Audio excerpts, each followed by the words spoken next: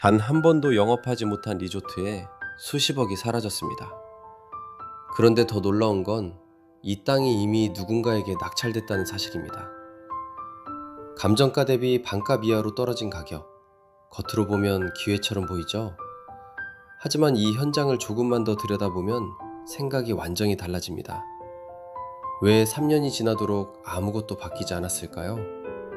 왜 이 가격인데도 아무도 개발을 시작하지 못하는 걸까요? 정말 싼 걸까요? 아니면 누구도 감당할 수 없는 구조적인 함정일까요? 이 현장의 진짜 문제를 지금부터 하나씩 파헤쳐 보겠습니다. 안녕하세요. 전국에 계신 큰돌TV 시청자 여러분. 오늘은 강원도 횡성에 있는 한 유령 리조트 현장에 나왔습니다. 이곳은 겉으로 보면 단순한 폐건물 단지처럼 보이지만 실제로는 수십억 원이 투입된 대형 개발 프로젝트였습니다. 처음 이곳을 마주하면 누구나 비슷한 느낌을 받습니다. 조용하다 못해 정적이 흐르고 인기척 하나 없는 공간, 그리고 일정한 간격으로 늘어서 있는 회색빛 건물들. 이 분위기 자체가 이미 정상적인 개발 현장이 아니라는 것을 말해주고 있습니다. 산속 깊숙한 곳, 조용한 시골 마을 뒤편으로 들어오면 콘크리트 건물들이 줄지어 서 있습니다.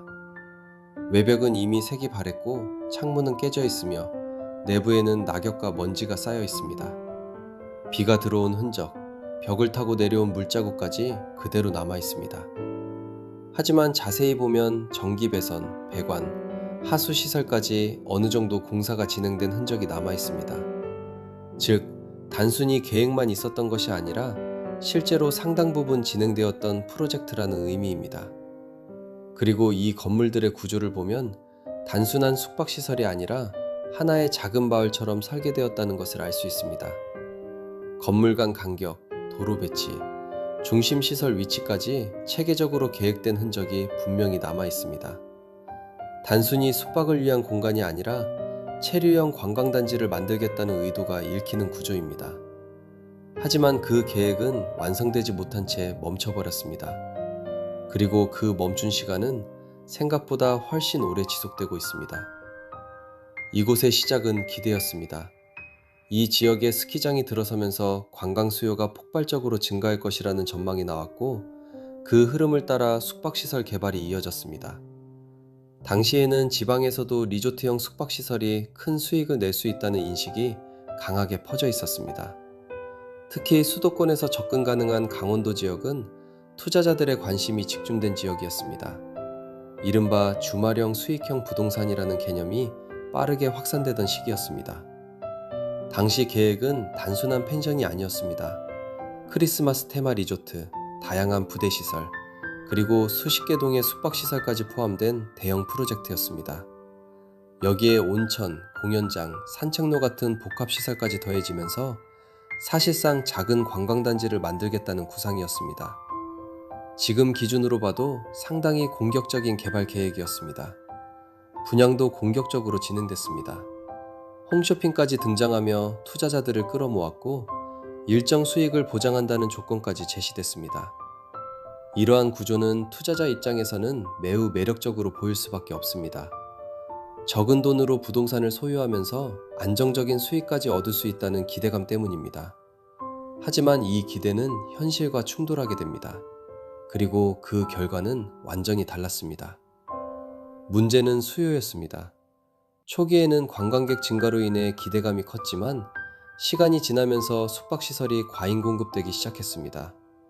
비슷한 시기에 주변 지역에도 수많은 펜션과 리조트가 들어서면서 경쟁이 급격히 심화됐습니다. 결국 수요보다 공급이 훨씬 많아졌고 빈 객실이 늘어나기 시작했습니다. 주말에는 어느 정도 채워지지만 평일에는 텅 비는 구조. 이런 구조에서는 안정적인 수익이 나오기 어렵습니다. 이런 상황에서는 운영 수익이 줄어들 수밖에 없습니다. 그리고 수익이 줄어들면 가장 먼저 문제가 되는 것이 바로 자금 흐름입니다. 이런 상황에서 분양형 구조의 사업은 더 큰 리스크를 안게 됩니다. 운영 수익이 아닌 분양에 의존한 구조였기 때문입니다. 분양이 멈추는 순간 사업 자체가 흔들릴 수밖에 없습니다. 자금 흐름이 막히자 공사는 중단됐습니다. 이미 투자된 비용은 회수되지 못했고 분양받은 사람들은 피해를 입게 됩니다. 현장에는 공사가 멈춘 흔적만 남았고 시간은 그대로 멈춘 것처럼 느껴집니다. 그리고 그 시간은 지금까지도 계속 이어지고 있습니다. 결국 이곳은 수십억이 들어간 채로 방치된 공간이 되어버렸습니다. 그렇다면 경매로 넘어간 이후에는 상황이 나아졌을까요? 겉으로 보면 그렇지 않습니다. 감정가보다 낮은 가격에 낙찰됐지만 실제 문제는 따로 있었습니다. 단순히 가격이 싸졌다고 해서 해결될 문제가 아니었던 것입니다. 오히려 이 가격이 왜 이렇게까지 떨어졌는지를 먼저 봐야 합니다. 첫 번째 문제는 건물과 토지의 분리입니다. 낙찰 대상에는 토지만 포함되어 있었고 건물은 별도의 권리로 남아 있습니다.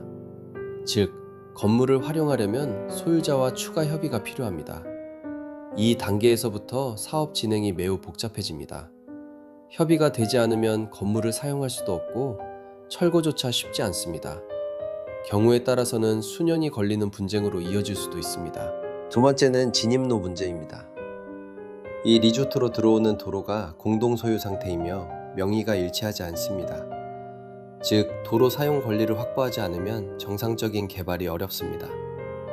실제로 이런 경우에는 차량 진입 자체가 제한되기 때문에 사업성이 크게 떨어집니다.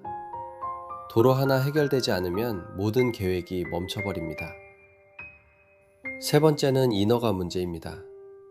오랜 기간 방치된 건물은 다시 공사를 시작하려면 새로운 허가 절차를 거쳐야 할 가능성이 큽니다. 경우에 따라서는 기존 구조를 인정받지 못하고 전면 철거 후 재건축을 해야 할 수도 있습니다. 이 과정에서 추가 비용이 크게 발생할 수 있습니다. 즉, 싸게 샀다고 해서 싸게 끝나는 구조가 아닙니다. 네 번째는 유지 관리 비용입니다. 이렇게 방치된 건물은 시간이 지날수록 훼손이 심해집니다. 재사용을 하려면 단순 보수가 아닌 대규모 공사가 필요할 가능성이 높습니다. 즉, 초기 투자 비용보다 더 많은 비용이 들어갈 수 있습니다. 시간이 지날수록 리스크는 줄어드는 것이 아니라 오히려 커집니다. 이 네 가지 문제가 동시에 얽히면서 사실상 개발이 멈춰 있는 상태입니다. 그리고 이 구조는 단기간에 해결될 수 있는 문제가 아닙니다. 이 현장에서 우리가 배워야 할 점은 명확합니다. 첫 번째, 싸다고 해서 좋은 투자 기회는 아닙니다. 가격이 낮은 데에는 반드시 이유가 있습니다. 그리고 그 이유는 대부분 겉으로 보이지 않는 문제의 가능성이 높습니다. 겉으로 보이는 숫자보다 보이지 않는 리스크가 더 중요합니다. 두 번째, 수요를 무시한 개발은 반드시 실패합니다. 입지보다 중요한 것은 실제로 돈을 지불할 고객이 존재하는지입니다. 아무리 좋은 시설이라도 이용하는 사람이 없다면 의미가 없습니다. 수요 없는 공급은 결국 멈출 수밖에 없습니다. 세 번째, 권리관계는 투자에서 가장 중요한 요소입니다. 겉으로 보이지 않는 문제들이 실제로는 가장 큰 리스크가 됩니다. 특히 토지, 건물, 도로가 분리되어 있는 경우는 반드시 주의해야 합니다. 이 부분을 놓치면 아무것도 할 수 없는 상황이 됩니다. 네 번째, 분양형 수익 구조는 항상 의심해야 합니다. 수익이 보장된다는 말은 대부분 구조적으로 불안정한 경우가 많습니다. 실제 운영이 아닌 분양에 의존하는 구조라면 더욱 그렇습니다. 수익의 근거가 어디에서 나오는지 반드시 확인해야 합니다. 이곳은 한때 기대와 돈이 몰렸던 공간이었습니다. 많은 사람들이 미래를 믿고 투자했던 장소였습니다. 하지만 지금은 누구도 쉽게 손대지 못하는 장소가 되었습니다. 그리고 이 모습은 단순한 한 지역의 문제가 아닐 수도 있습니다. 비슷한 구조의 개발이 전국 곳곳에서 반복되고 있기 때문입니다. 시간이 흐를수록 이 공간의 가치는 더 떨어질 수도 있습니다. 여러분이라면 이 땅의 가치를 얼마라고 보시겠습니까? 과연 이곳은 다시 살아날 수 있을까요? 아니면 이 상태로 계속 남게 될까요? 여러분의 생각을 댓글로 남겨주시면 함께 이야기 나눠보겠습니다. 전국에 계신 큰돌TV 가족 여러분, 오늘 영상이 유익했다고 생각하시면 구독, 좋아요, 댓글로 응원 부탁드릴게요. 큰돌TV는 다음 영상에서도 더 깊이 있는 정보를 전달드릴 수 있는 이야기로 찾아뵙겠습니다. 감사합니다.